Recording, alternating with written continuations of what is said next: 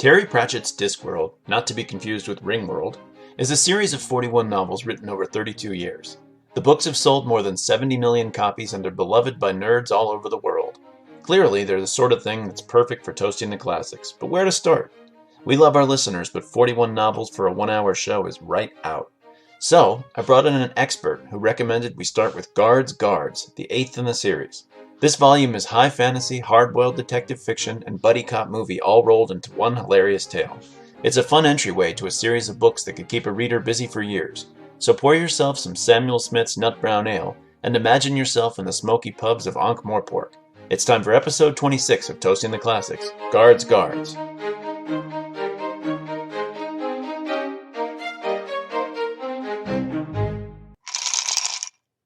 Welcome to Toasting the Classics. I got another guest spot this week from Chris Gragg, an old friend of mine. How long have I known you?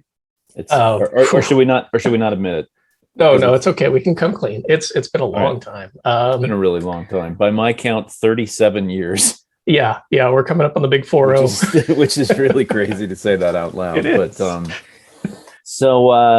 welcome to Toasting the Classics. Dave McArthur, Chris Gragg this week. Please forgive any problems with audio, but I think it sounds pretty clear over Zoom. We haven't had too much trouble. But you're in Virginia. I'm in New Mexico. So 2,000 miles apart. The wonders of technology are making this possible. This is a podcast where we take a classic, and in this case, read the classic. I've had trouble with the verbs in the past, but in this case, we'll be reading the classic because it is a book. And I let my guest, Chris, choose it. You have much better artwork on yours than I do. I can already see that. Well, this is that the original paperback, I guess. Well, the paperback released in the U.S. This came out in 1991, at least according to the on this. But I think that's probably the paperback copyright date. I think it actually came out a little bit earlier. I think that's right. I've got 89 for the publication date of the book. That sounds right. Yeah. I can't really see. For some reason, your art, when you show it to me, is blurring. But I'm saying it's better than mine because it couldn't be worse. I hate the drawing on the cover of this book. Can you see this? Got a little bit of glare, but it's glaring, it's blurring, it's impossible. But it's drawn by somebody. Have you ever seen one of those memes that's about medieval paintings where they're like, can you draw me a horse? And the guy's like, yeah, sure. And he's like, can you draw the horse facing towards the viewer? And the guy's like, yeah. And then you see the painting and it just looks like someone who's never seen a horse. The proportions on these guys on the cover of this book, it's Carrot and Vimes and I don't know, one of the other two guys with his back to us. And it looks like somebody who's never seen a human form before. They're all Is it a thin person or a larger person? Vimes seems to be fatter than I would have thought he would be. Maybe that's not actually the third Vimes. Guy. The third guy's not fat, so it's not Cole. Is Colon the fat Colon, one? yes. So it's got to be. Do you know I read half the book as Colon? Oh no! Because I don't necessarily read out the names and how they sound in my head when I read. I got through all of Snow Crash reading it as Hiro protagonist. I just read it as Hiro, the Japanese name Hiro. And finally, when I said it out loud to somebody, I was like, "Oh, it's a joke." Okay, now I get it. Yeah. He has entire novels that play with that. Probably most famously, Pyramids, where. One of the city nations is spelled in a really weird way with a DJELYEBI, but it's Jelly Baby. Okay. And before we get any farther, I definitely want to say we're reading Guards by Terry Pratchett. I hadn't mentioned that. So is Pyramids, is that one of the Discworld novels like this, or is that?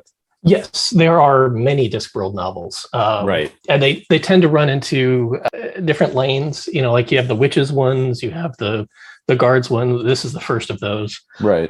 It started with kind of this whole Rincewind thing, which is a wizard. What?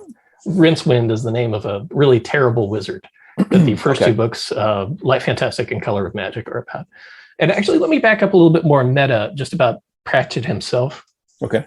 He's got a very distinctive writing style. Okay. I'd probably I'm just Douglas Adams is all over this book to me, the way he writes. So I didn't really think it was all that distinctive, although having done the episode about Hitchhikers, and I think you probably listened to it as well. Definitely. One of my big issues reading it again is that's like, so the humor kind of falls flat after all these years when you read Hitchhikers again. You know, it's like I've read it a bunch of times, but the plot is really bad. Like the plot is there's like nothing there. Just nothing there. That's one of the big distinctions here, is that this one's got a good plot. Like it's got a story and a finish, and everything happens through it, and there's characters. There's a resolution. I feel like I give a crap about the characters. It's anyway, but yeah, the writing style. So you were saying distinctive. Distinctive. The annotations I want to back up and talk to you about later, but just on a big broad level, I'm not sure if you're familiar with the Big Read project that was done in Britain. That was just I've seen lists of the big reads. I think we talked about it actually, because Hitchhikers was on there. Yes. So I'm not familiar with it beyond that, but I did read one of the lists one time. I think early on we were trying to have some sort of imprimatur for things that were considered classics, and so I was trying to back it up with some evidence. We've fallen away from that, and we're just like, whatever. If you think it's a classic, we're doing it as a classic. So that's not a bad one. The only reason I bring it up is he kind of cleaned up in that. It's not really. There's a lot of recency bias with that, because it took place, I think, in the early 2000s. So anything that was out and popular at that time did really well. You don't see P.G. Wodehouse on there, which I would definitely consider putting up there. But he's got 5 in the top 100, and I think 15 in the top 200, which is kind of crazy. Okay. But there was, looking at the list, and we talked about this before, but looking at the list, the recency bias was pretty powerful. Very notable. There were more than one Harry Potter book in the top 20, and I was which is weird, because the number one is the Lord of the Rings, not the 3 different books of it, but they put them all together because it was originally published that way, which is kind of weird.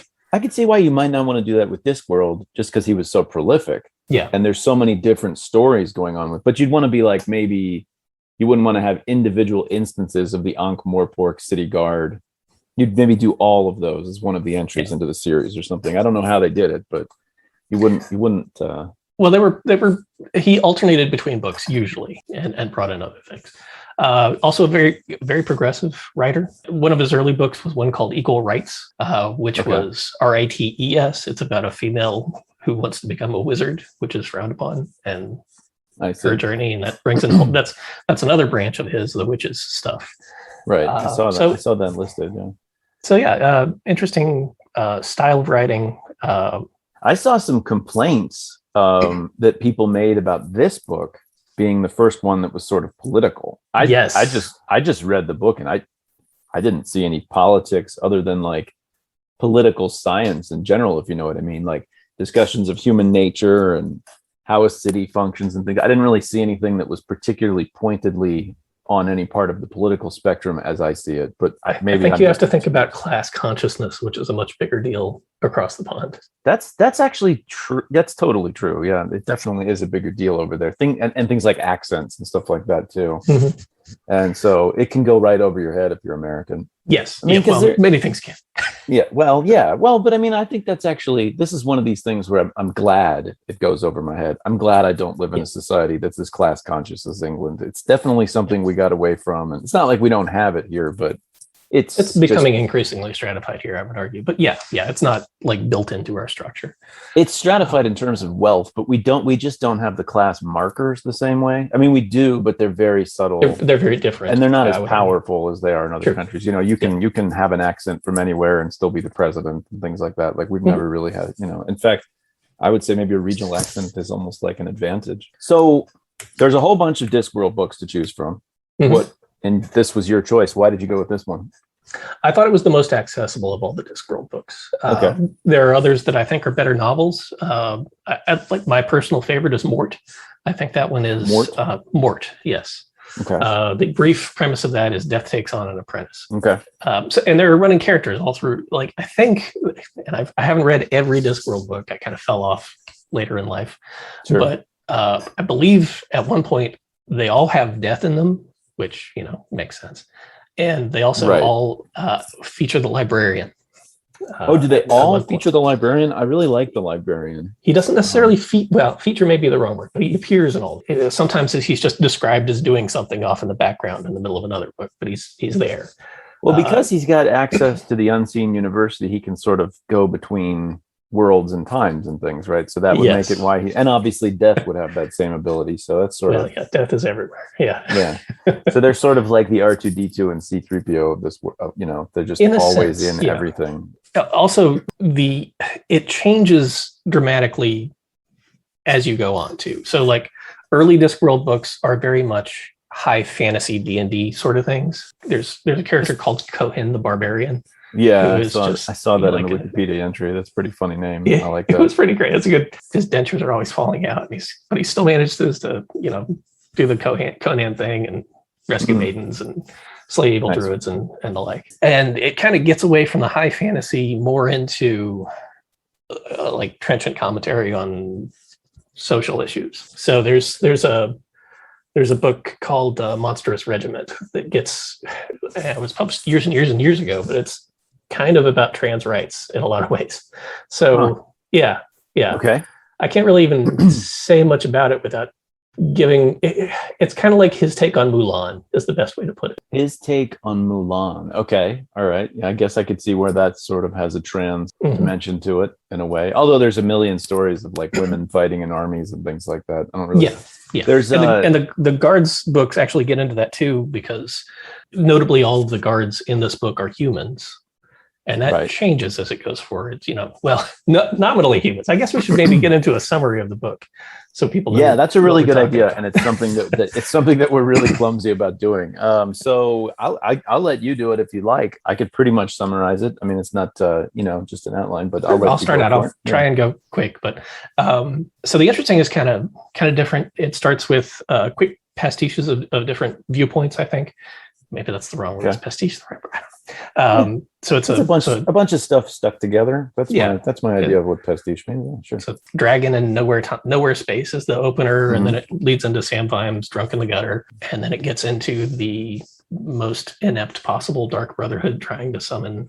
Yes, that's pretty comical. Yeah, I like that. And before we get too much further, what did you think about the annotations? Because I mentioned them earlier, but I really want to get your opinion. I mean, I didn't think it was like, what's the author that infamously uses so many annotations? You know who I'm talking about. Great big huge book that I've never actually read. Oh, with James Joyce, Ulysses? No. More modern. That's a guy guy was maybe even still writing today, 80s and 90s. It's a really famous author, and I didn't think this was not the annotations didn't stand out to me as being like a huge part of what was going on. They're not. They didn't trouble me. They were just sort of like, okay, that's they're almost always like in-depth jokes that he wants to be self-referential, and I find them very funny. But I like that. It kind of, so there's a way that he writes, and again, this goes back to, it's a thing that Douglas Adams does, right? It's this way of creating these parenthetical expressions. And I don't know if they're particular to these guys or whether they're a certain era of British humor that just couldn't stop doing it.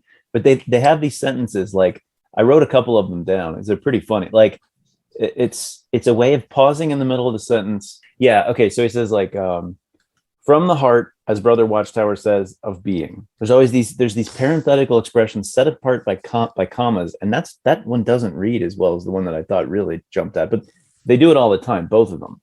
It's like sitting, as you say, in the mud, like when Arthur Dent says that. So there's this parenthetical nature of things that I think is also part of having footnotes in your book. So then we're introduced to Carrot, who is a notable character in all the guards books. He is a human raised by dwarves who is exiled from his clan when he gets too big and too interested in one of his right. He causes a bunch of problems with the dwarf community by, I don't know if he's supposed to be like having a relationship with the dwarf lady or what was going on, but I think it was considered inappropriate. Yeah.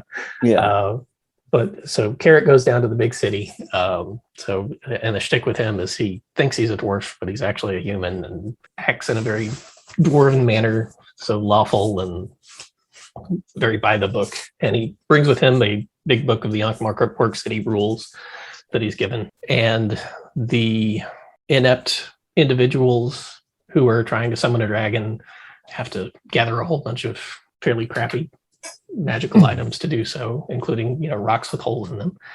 They managed to summon a dragon. There's a lot of words like thursible. Just trying to remember what a thursible was. Some kind of vessel, right? I couldn't think of what the heck it is. It seems like I think they're actually all defined in one of those annotations. There is one. Yeah, there is one like that. Yeah. Where 4 pages before they run off all these words that you'd have to go look up. And then 4 pages later, they define what they all are. Were they real words? Yes. Okay. Because I wasn't clear on that. Because I remember There were a couple of times in this book where people said things. There was one word that somebody used, and I was like, oh, I know what that word means. I can't remember what, but there are definitely a few words that were real words. So I wasn't sure if some of the other ones, like thirstable, sounds familiar to me. By the way, the guy that does all the annotations, it's David Foster Wallace. That's what I'm thinking of. Infinite Jest. Oh, okay. A little bit of a cultish book that I probably should do on the podcast sometime. That'd be pretty interesting because I've never read it. Yeah, I think that would be a good one. I can't find the annotations we're talking about, but there's a bunch of strange words. That's one of the great things. Did you ever think, like, being into fantasy and playing D&D and stuff like that, did it give you your big vocabulary, or are you attracted to things like D&D and fantasy because you're the kind of person with a big vocabulary? Which is it, a chicken or an egg kind of thing? Oh, it is hard to unseparate. But I mean, I was reading Lord of the Rings when I met you. So I was aware of The Hobbit when I was a really little kid, but I would not have been able to get through the Lord of the Rings. I just finished reading Fellowship to Alex, and I was about 5 pages in. I was like, dude, do you mind if we skip all the Hobbit stuff? And he was like, please skip all the Hobbit stuff. Like, so, I'll go back and read it later, but let's just get to the story, because there was an awful lot of Hobbit stuff. So when I was a little kid, my dad read Lord of the Rings to me when I was 7, and he had this great trick with that where he would read Sam Gamgee as though he was a total dunce, and it made things a lot funnier. Yeah. But once everybody's talking, it's a pretty good story. Once you get past the Tom Bombadil stuff and you actually get to Bree and see, Alex loved Tom Bombadil. He was so bummed when we watched the movie. Anyway, this is turning into a Lord of the Rings podcast, which I'm sure exists already. So you got to the incompetent group of sort of like the Black Order that's trying to summon the dragon for their own nefarious purposes, right? And not for their own nefarious purposes, just for the one guy's nefarious. The cult leader's nefarious purposes, sure. Right. And it kind of proceeds from there. The various escalating appearances of the dragon, and the Watch gets involved and starts gathering evidence. The leader of the city is a guy named the Patrician, who is a very interesting character in and of himself. Yeah, I like him. So the first 2 books for Pratchett do have some live action miniseries that were made. I think there were 2 episodes each. I could be really live filmed. Oh, I thought they did like a BBC radio type thing. I didn't realize they did like an actual. Weirdly curving back into Lord of the Rings, Sean Astin is one of the leads in it. Really? Yes. And Jeremy Irons plays the Patrician. So that's always who I think of, because he's got the dry wit and everything else going down. And Christopher Lee does the voice for Death, which is perfect. That's good. Yeah, I like that. I can't think of who I was picturing for the Patrician, but I had somebody in mind. Yeah. The villain from How to Train Your Dragon 3, which is a really good villain, actually. He looks really cool. He's got this great way of talking. That's who I pictured for the Patrician. I could say that. Not a similar character, but for some reason, he's got the look. For some reason, he had the right look for me. So, should we start a drink? Yeah, I've got one right here. Okay, so this was your choice as well. That's how it's supposed to work, right? Yeah. The provider, drink. Okay. The choosy who foists things upon the other. The foistor chooses both book and drink. So that's you. You're the foistor in this case. The only power I have here is to choose whether it's a classic. So, So yes, we have Samuel Smith's Nut Brown Ale. And you're out of a can, huh? I am. Interesting. All right. So what is the reasoning behind this choice? I wanted something British. Okay. This kind of fits the bill. It is a very tasty, very drinkable beer. Did you take your sip? Did I miss it? I did. I took a sip, yes. I didn't do it really with a lot of demonstration though. But here we go. Right. So you're out of the bottle. Yeah, I went with a can. I can taste that Yorkshire lime water. So you read the side of the bottle, I take it. I did not, but I read the Wikipedia article. Okay. But there it is. So it says the same thing on here. Okay, yeah, the original well sunk in 1758 is still in use. That's impressive. Yeah, that's impressive. But water in beer is a big deal, especially when you start talking about things like Pilsners. Pilsner or Kel, famously a very soft water. What's this one? This is a brown ale. Is that the species of beer that we're dealing with? Yes, it is a brown ale. So how would you define brown ale? Weird. It's Samuel Smith has the richest, maltiest, and nuttiest of the brown ales. Michael Jackson. That's the quote on the bottle. Apparently, Michael Jackson is the authority on this type of beer. That strikes me as being a very strange person to quote. I mean, you cannot go around in life with the name Michael Jackson. For instance, our property manager, his name is Michael Jackson, but he's a Michael Jackson II. He knows you can't just answer the phone and be like, "Hi, this is Michael Jackson." But I don't know. Maybe in England they don't know who Michael Jackson is. So I did a little bit of research on that, knowing you would ask the question. It is brown ale. Okay. It's a lightly hopped brown ale that became very popular in England in the turn of the century. And now it doesn't really have that much of a distinct classification, as I understand it. You have the British brown ales. You've got, Sierra Nevada does a brown ale. There's one out of Maine. I had a very good one actually in Myrtle Beach. There was a place down there that had a very tasty one. New South Brewing, I think. That was in a bottle, or that was in a can, which is actually why I got a can for this, because I wanted to compare like to like. Here's a general beer making question. I'm not as versed on beer as I am on some other things. What gives a beer its color? Does beer naturally have a color? It does, right? Because when you have what's the term for the sort of goop that's going to turn into beer and then ferment? Like, is that the wort? Yes, the wort. That's what I was thinking of. So that would have a particular color, and that probably just is imparted to the beer. It's not like Clinton and I've had a couple of discussions of when you start out with like a neutral spirit. Basically, it's always clear to start with, and then whatever color you associate with it is something imparted by the barrel or by something you put into it or something like that. I don't think it works the same way with beer. I assume that it is the yeast and the hops that give it the color, but I honestly don't know. I'm not a master brewer or anything. No, I don't really know that. Yeah, that's interesting. Well, anyway, it's a tasty beer. I like it. Mm-hmm. Maybe I like brown ales. I don't know. Yeah, it's got some flavor to it. It's got that like a nice mouthfeel to it. I don't know how to describe that. It's nutty. I think that's probably the number one thing that jumps out at me about the taste of this. But there's nothing wrong with that. That's good. I mean, I'm trying not to give any tasting notes because I know that's not a thing that we do. Oh, right. If you tell me, oh, I'm sorry. Did I just like skew your opinion of what it tastes I think it has nut in the name of the beer, so you can. It does. Nut brown ale. There it is. Yeah, you're right. Samuel Smith's nut brown ale. What is it with guys named Sam? Like, there's Samuel Smith, Sam Adams, and then this book was talking about you can always trust a guy named Sam. Yes. Have you found that to be the case? We have a buddy named Sam. Did I answer too fast? I'm sorry. Sorry, Sam. Sorry to take a dig at you, man. Let's get back to the book. So did we get through? We got to the part where stuff starts to go wrong. I think. They're trying to summon a dragon, and essentially they end up doing it.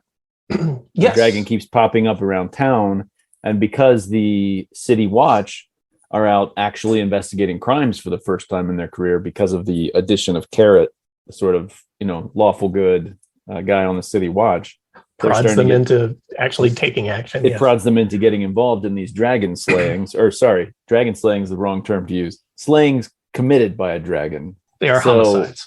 Yes, homicides by dragons, right? Although really that's that's in the nature of a dragon, as the lady says at the end of the book. So get me to, I'm having trouble with the middle of the plot, and I'm trying to string it together. So it ends up being... you brought up the lady, so let's dig in there. Who is the lady? What's she all about? The lady is a trainer of dragons, essentially. Mm-hmm. But she only has these little tiny swamp dragons, so she has very little experience with noble dragons of the kind. Who has a name? Lady Sybil Ramkin. Lady Sybil Ramkin, but the dragon itself has a name also, and I lost it, but it's somewhere at the end of the book they mention what the dragon's title was. But anyway, it's a noble ancient dragon. It's a huge one. I'm trying to break out of the mold of thinking of it as a chromatic dragon, but it is a chromatic dragon, essentially. It's got a breath weapon. It's evil, I think I just said nobilis is just like the generic taxidermic name for it. So she's training these little swamp dragons, and essentially our main character, who, by the way, I was kind of surprised when he turned out to be the main character.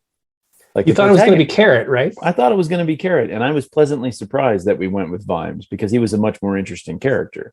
He's almost like your hard-boiled detective, yes, on like a City Watch, It's a very noir setup. Yeah, exactly. He's like a Philip. Is Philip Marlowe the character or the author? Philip Marlowe is the character, and Raymond Chandler is the author. Yeah. That's Yeah. So he's like a Philip Marlowe type of character. He's kind of like drinks too much and, sort of jaded about his job, but he's a little dynamic within the story. I think he's a much better protagonist than Carrot. I was very happy around page 75 when I realized he was the main character. I was like, okay, I'm enjoying this more. Paper thin other guy.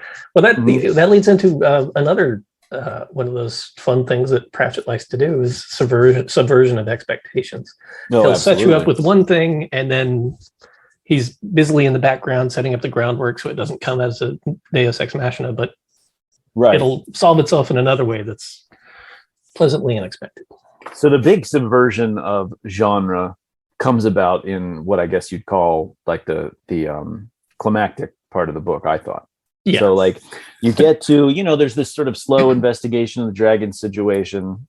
And then it turns out that the guy, we kind of have been seeing this all along, but the guy who's manipulating the wizards his whole plan is to bring in like a fake king to defeat the dragon because they can just de-summon the dragon essentially. Right. Make the dragon go poof. He goes through with that plan and then and it works. And it works, right? He de-summons the dragon and everybody's like, great. And then his guy becomes king. I guess his plan is to be sort of the power behind the throne. Right. Unfortunately, what happens is the dragon decides it really liked being there and figures out a way. Now, was there something specific I missed about how it figures out how to come back to this particular world of the DiscWorld? I think it's baked in because I guess we need to back up a little bit. The way the dragon is being summoned is they have a book from someone who did it before. And you find out at the end that the book had kind of toasted off the last bit. And, the dire warnings from the person who wrote it saying, never try this. So I think you're supposed to just infer that once you summon a dragon enough times, it's going to figure out how to get there on its own. And the power dynamic shifts. And I mean, that makes sense. That's sort of a trope of summoning things. When you summon a devil to do your work, it's probably going to end up taking over and killing you and everything too. So I mean, it wouldn't be any fun to have a character summoning powerful beings if the powerful beings stayed within their control. Yeah. So essentially, so the dragon comes back and just takes over in its own right. Yes. And becomes the king, demands a sacrifice of virgins and things like that. And which leads us back to Lady Sybil, who is the love interest for our main protagonist, who's highborn. Very gentle love interest, though. It's kind of not there. It doesn't really. It's a subtextual relationship between them. You're sort of thinking that's where it's going, but you don't really. There's not a lot of payoff. It's very PG. I would say the whole book. Yes, PG. Yeah, Pratchett in general. So you don't really get into a lot of that. The love scenes all happen off screen with him. It's just not a thing he does. Right. So Vimes decides to go rescue after going through his whole, generic 80s cop getting kicked off the force. And Right. I didn't even really process it that way, but that's absolutely what it is. I need your gun and your badge, Yes. Yeah, there's a scene like that. He's convinced the dragon's back when he's at the banquet and basically says, oh my God, there's a dragon, but it's just like a flight of ravens for some reason. Yes. It reminded me of that scene in Jaws. I think it's actually Jaws 2, where he freaks out and gets everybody off the beach, but it's just like some fish swimming by. I was picturing that for some reason. Yeah, it's similar. There's a lot of subtle film references in this, through this book. A lot. There's Casablanca. There's it's just a ton. They're just all through it. Even quotes. He gets the dragon. He wants the dragon to find the other dragon. And he talks about this is the swamp dragon. He gets the little swamp dragon Errol, which I guess is a reference to swashbuckling movies, which is sort of what they're always talking about with the guards thing. But he says to catch a thief. And there's a whole annotation about the phrase to catch a thief. And I was like, I just looked that up 3 episodes ago because I was trying to figure out where that came from. And it was that's amazing. Just a pretty strange coincidence. This stuff. I mean, there's a whole quote about Beowulf, where they're talking about when the heroes are talking about monster slaying. And they're like, yeah, there was this guy and he killed this monster and put its arm over the door. And then its mother showed up and tried to kill him. And I was like, yes. I might have missed that reference. I think I read this after listening to your Beowulf recap, so it was fresh in my mind. It's fresh in my mind. Yeah, exactly. I think I knew that reference, but I think I might have missed it otherwise. Just the concept of having a king who shows up out of nowhere, who's like a common man who carries a sword and stuff like that. It's got to be a reference to Aragorn, right? Yes. I mean, and a million other things probably, but most prominently in my mind, Aragorn, like the ranger who's actually the king. I'm sure that's common in other things, but I guess we should also mention that Carrot is very clearly Aragorn in this. You know, he's got the crown birthmark, he's got the hand-me-down sword, and you know, like your expectation is he'll be the guy that winds up being the king at the end, right? But that's not what happens. They totally leave that, I would say, almost to subtext, right? Very much so, yeah. Because at the end, the patrician is like looking at him and he's like, can I see that sword for a second? And he's like, oh yeah, here you go, take that back. Because he really doesn't want Aragorn showing up and becoming, you know, he's like the Denethor, you know, he really does not want Aragorn showing up and taking over Minas Tirith here. Mm-hmm. So can we talk for a minute about how the patrician reacts to the dragon taking over the kingdom? Sure. Yeah, it's let me finish what happens. Let's do. Oh yeah, go ahead. Let's just be like David Foster Wallace and live through annotations and parentheticals. So go ahead. It's just a very patrician-y move. He has had a dungeon for himself constructed with the hinges and the lock on the inside. So he locks himself in his own dungeon and has somehow trained the rats to defeat the scorpions and the snakes and bring him food and stuff so he can wait it all out. Yeah, all the creatures in the dungeon have been affected by the presence of the library and the magic of the library. So they've been sort of turned into semi-intelligent creatures.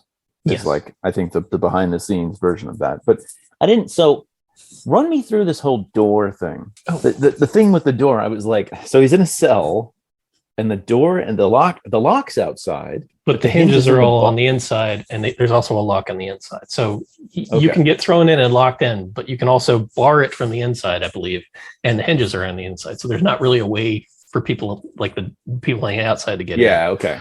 But so but he's not in control. He can't get out. I think it is.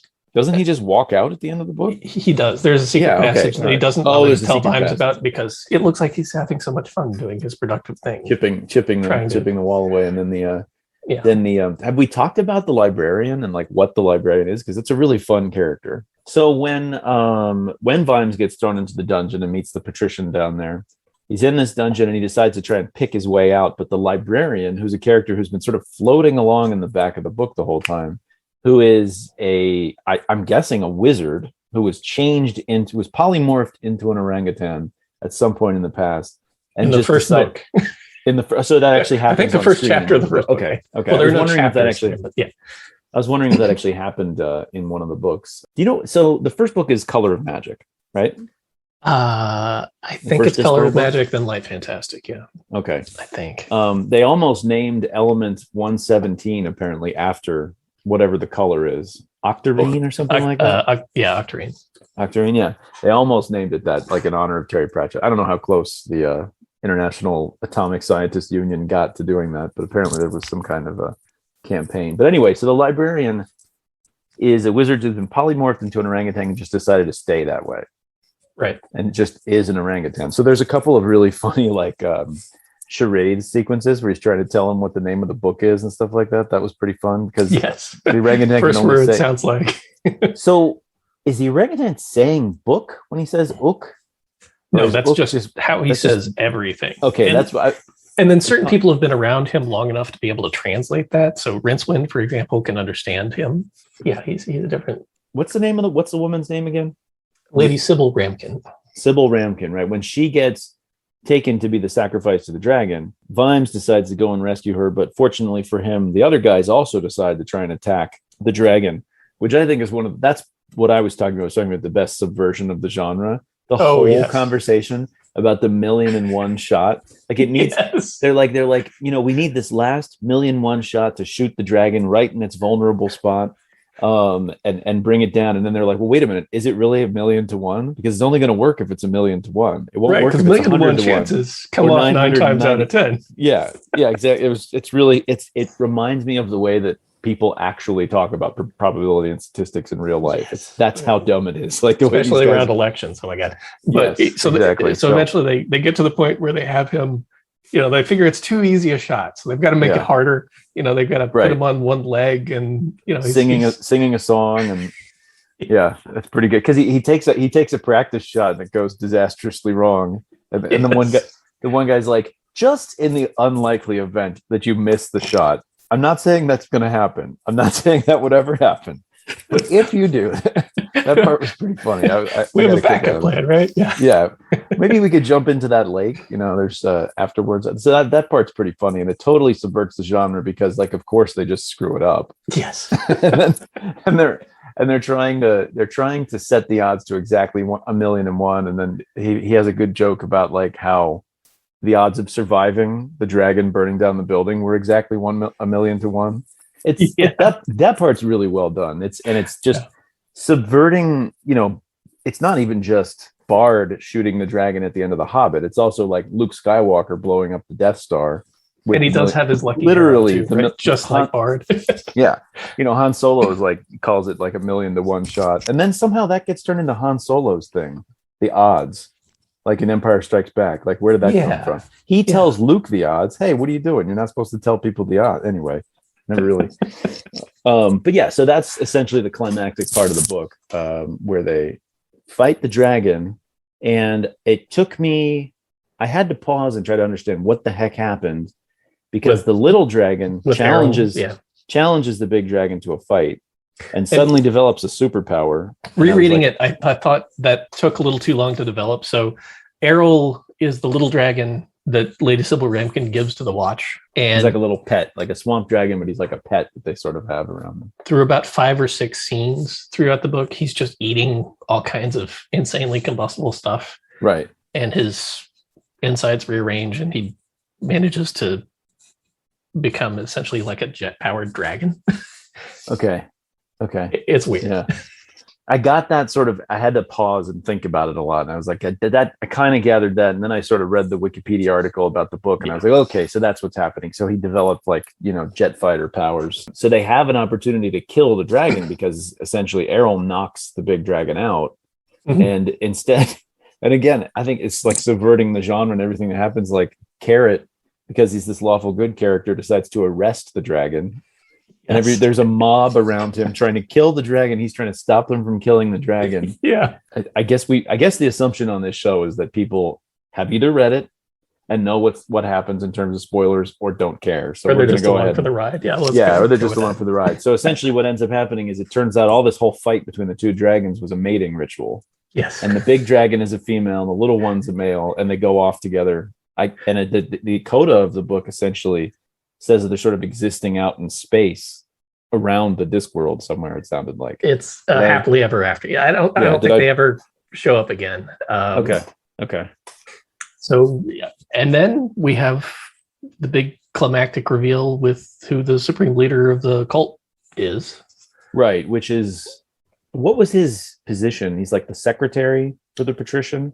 Yeah, like the chief secretary or something. Essentially, the number 2 guy without any power. Yeah. They're all sort of like Peter Baelish or like the what's the eunuch's name in Game of Thrones? There's a lot of characters like that in this book. Lord Varys, yes. Lord Varys, yeah, exactly. There's a little bit of that going on. We talked about the title of this book. And I guess I'm going to go ahead and spoil my biggest surprise of the book, because I knew nothing about this book, so it was all surprises. So yeah, I'll get that out of the way right here. I had really very little in the way of presuppositions going into the book. But the title of the book, when you said, we're going to read this book, Guards, I thought it was guards, apostrophe guards, like people who are guarding the guards. And I saw the book when I actually got it from the library and saw the exclamation points. I was like, oh, that's completely different than what I thought. A couple of things to say about that. Did you catch the Latin reference at the end? Where the mob's all standing around trying to kill the dragon, and one of the people in the mob is like, "Quis custodiet custard." Oh yes, who watches the Watchmen? So I was like, who watches the custard? I was like, doesn't that mean who watches it? So I looked at it's a Latin "Quis custodiet ipsos custodes," which essentially would be what I thought the title of the book was about, which is who watches the watchmen or who guards the guards. I thought that was what. So I wasn't entirely wrong, but that's going on in the book, I guess. Why did he choose this title? It's in the dedication.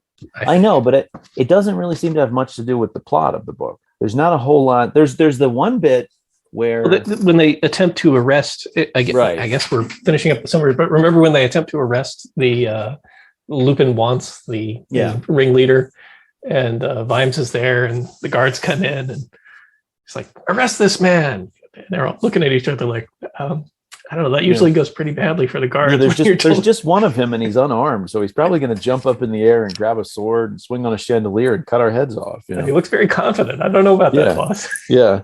So I think that's like the Errol Flynn kind of reference, but that's really the only, in terms of the title of the book, I think that's really the only part where it gets expressly into the body of the text. It's in that, like you said, in that opening epithet.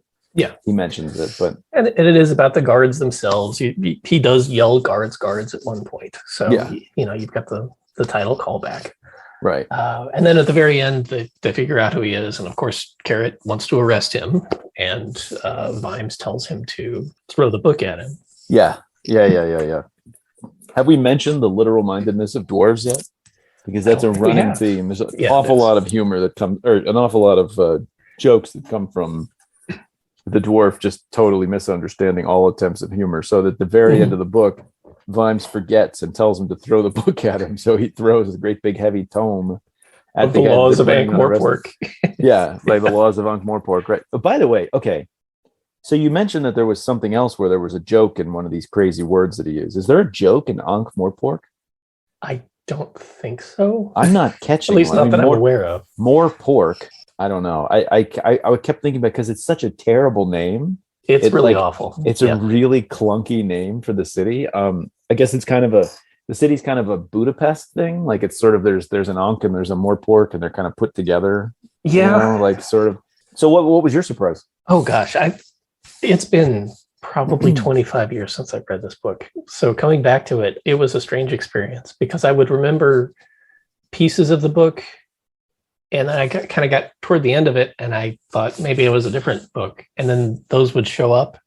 But it just how much fun it was to reread them, I think was the big takeaway. It's not like a Douglas Adams book where the entire set piece is designed to make specific jokes, or the jokes are so clear that it's hard to go back and revisit it. This is like coming back to an old friend and catching up and immersing yourself in it. I felt like this book had more like interpretive value than Douglas Adams.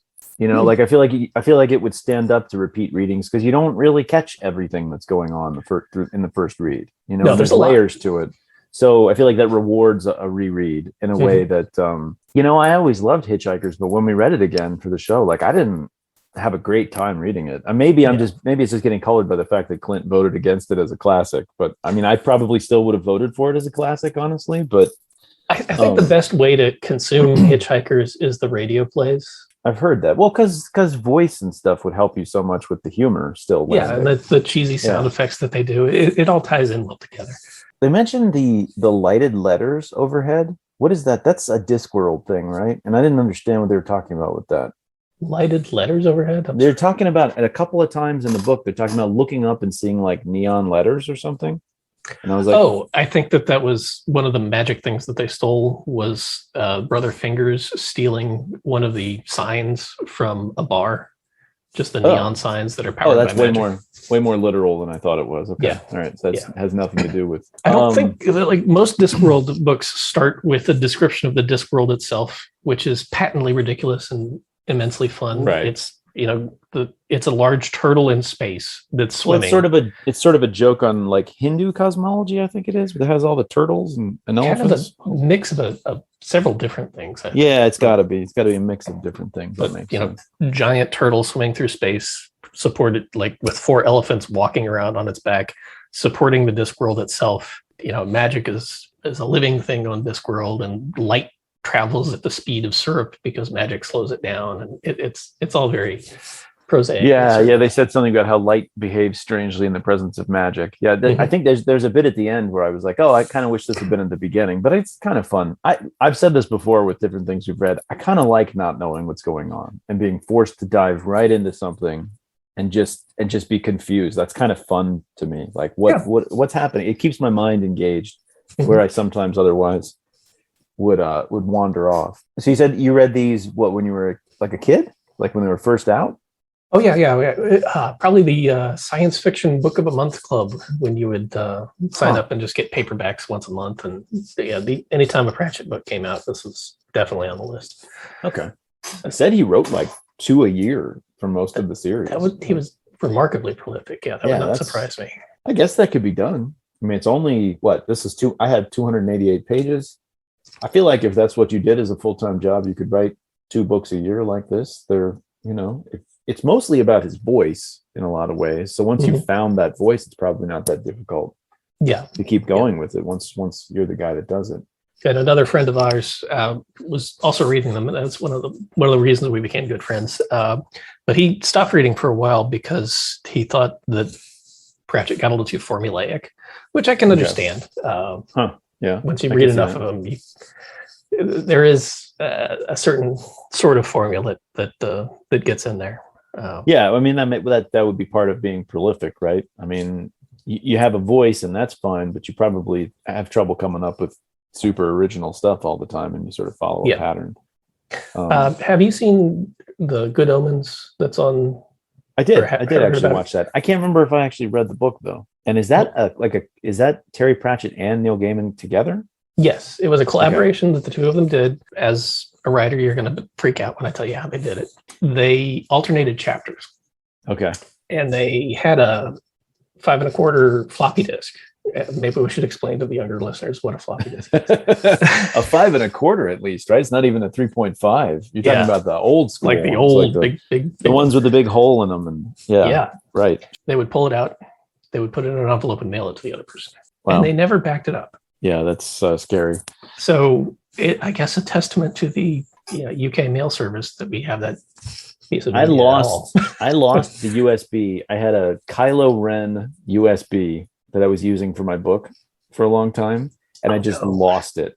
Oh. And only by the grace of the gods, I had just emailed myself the book like the day before. So I did not lose anything, but I was just like, that is terrifying. I just went to look for it. I was like, oh my God, it's just gone. Like I just lost this thing. Like I can't believe that happened. But fortunately, I mean, I do send, like I'll send my wife like a copy every now and then so she can look at how it's going and stuff. So I never would have been in a position to lose the whole thing. I'm on the cloud now. I was going to say that seems like a natural thing to do. Though I've had problems with the cloud.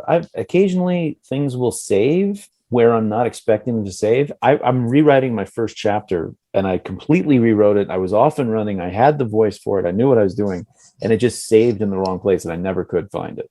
It was just gone. Wow. So I kind of got thrown off a little bit because I had trouble going back to it and doing it. So it's like a writer's blocky situation where I'm having a lot of trouble rewriting it. So I was really happy to have it going. Very frustrating. But did I tell you, I think I mentioned this to you before, but I had wanted to read something in this series for years because you guys have always talked about it. I've heard about these being good books. So I got online and I bought the book Ringworld and I read it. And I was a couple of pages into it before I realized it was not Discworld. It was a completely different book. And so, I ended up reading it. It's a classic of science fiction, Yes, the classic Larry Niven Ringworld. The Ringworld is unstable. The Ringworld is unstable. Yeah. So I read that whole book just because, I already had it. So I figured, what the heck? So I know that's why it was so confusing. I didn't buy it physically. I got it on Audible. Oh, okay. I just was not paying attention to who the author was when I clicked on it. I was like, wait, this isn't funny at all. This isn't funny at all. This is like the opposite of funny, Niven was one of my favorite authors when I was young. Oh yeah? Yeah. Yeah, he kind of reminded me of Heinlein.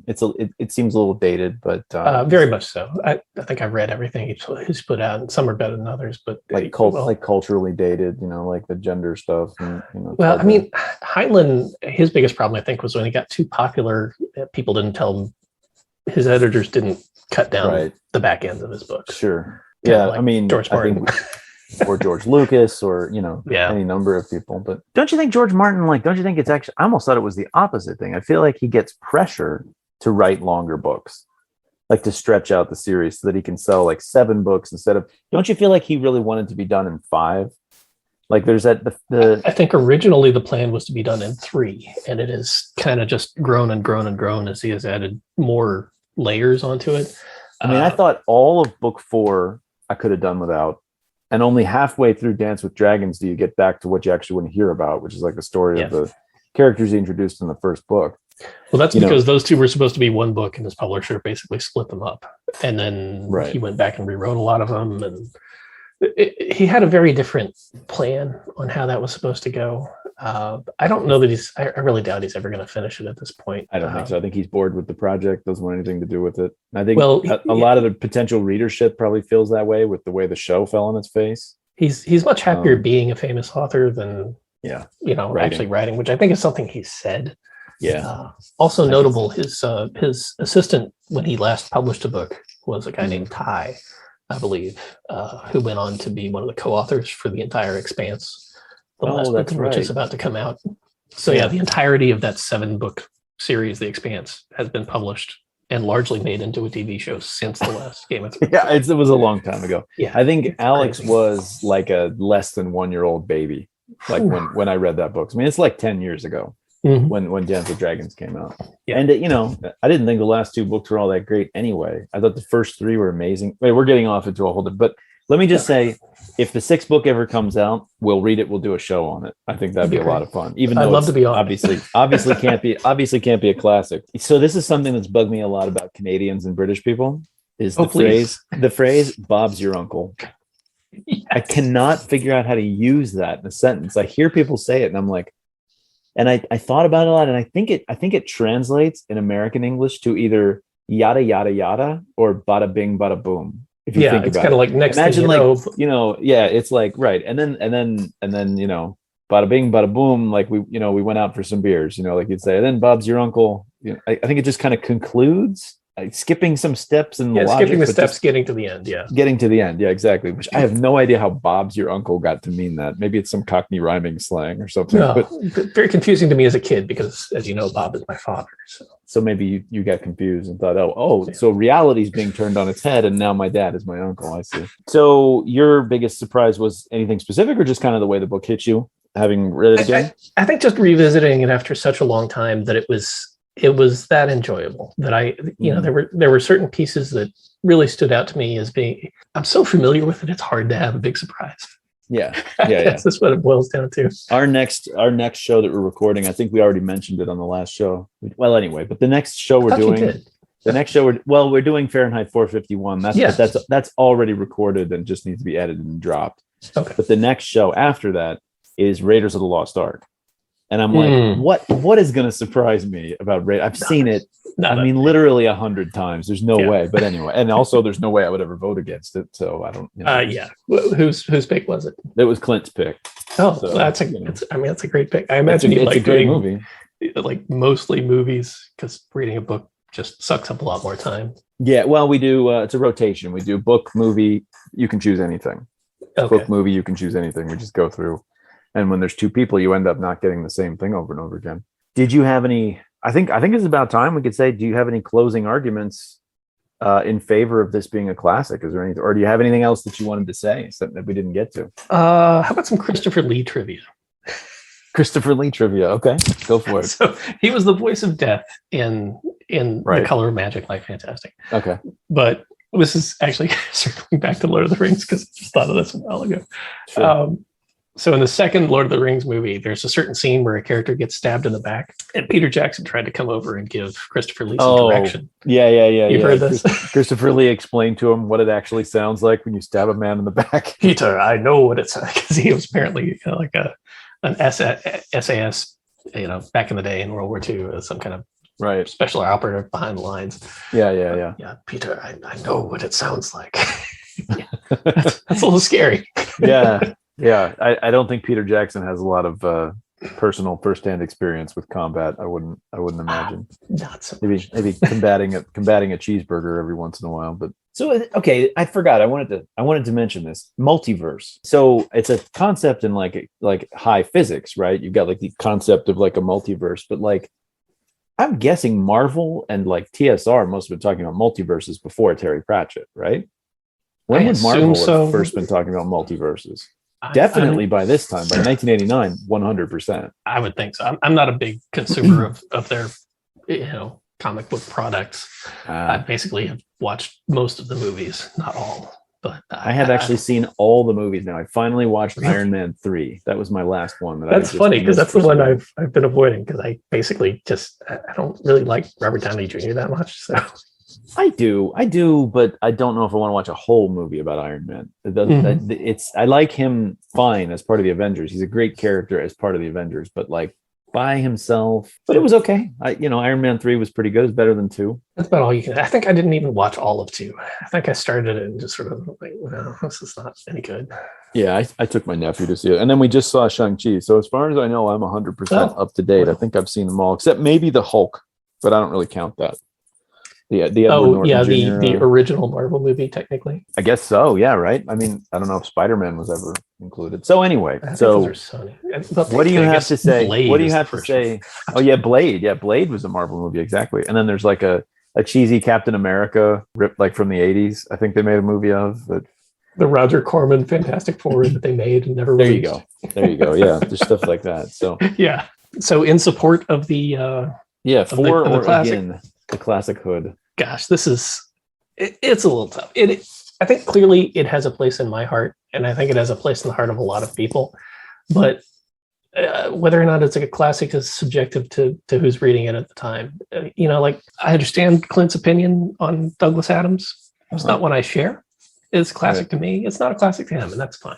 Yeah, that's kind of how I view it. So at the end of the day, I'm just he gets the vote. What can I do? Yeah. As our other friend said, you're either toasting the classic or roasting the classic, I guess. So who said that? Did Jay say that? Yeah. Oh, that's good. I don't remember that. To say it's not a classic doesn't mean you're roasting it per se. Well, no, but you want the pithy little line, right? Yeah. That's just true. The lighter intro.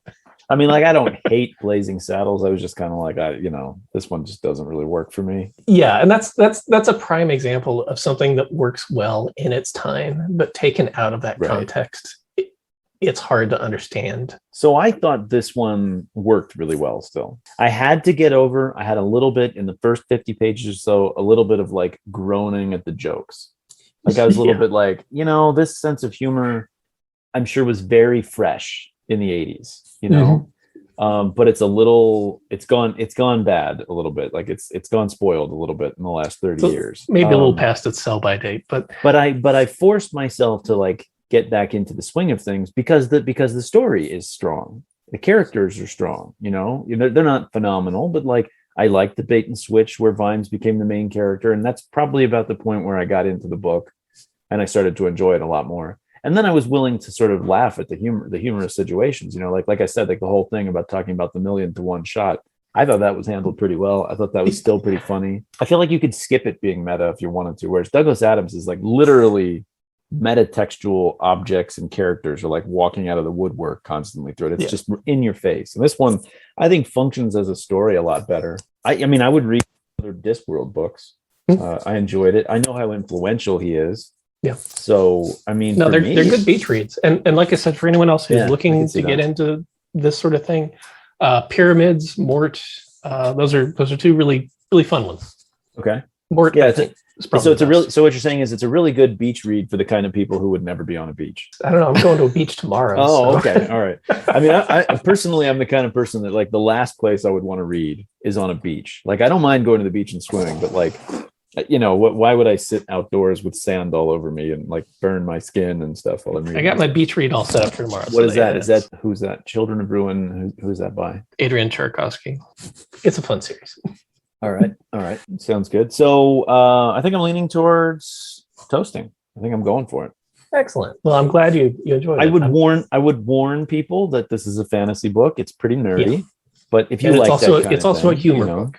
And can't emphasize that enough. If you don't buy into the humor, then you're not going to enjoy it. So yeah, and it took me a little bit. I did have to sort of suspend my living in 2021 and having been exposed to a great deal more irony than anybody would have in 1989. But once I could do that, I enjoyed it. I didn't dislike the book. So it sort of reminded me of, did you ever read Snarf Quest? Read Snarf Quest? No. Yeah, the comic Snarf Quest, like the graphic novel. Oh, I've heard of it, but no, I haven't read it. Joe had like a graphic novel that he showed me when I was a kid, and I just loved it. It was like the humor of it and like the send up of the D&D world and stuff like that. I just thought was just hilarious. But anyway, so this is I had sort of a similar feeling while reading this, but I enjoyed it. I think I'm toasting. So you're inclined to toast as well. Still, Absolutely. You're going back to it. Yeah. All right, It's so a classic cheers. for me. Cheers. I don't have anything. Maybe I could find something to make a sound. It was almost like a.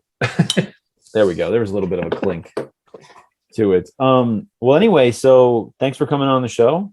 I appreciate you taking the time, reading a new book, introducing me to something that because I apparently need help to get the book right when I try to read these things. So it's good to have a Virgil to guide me through these things. Ooh, a Virgil. Wow.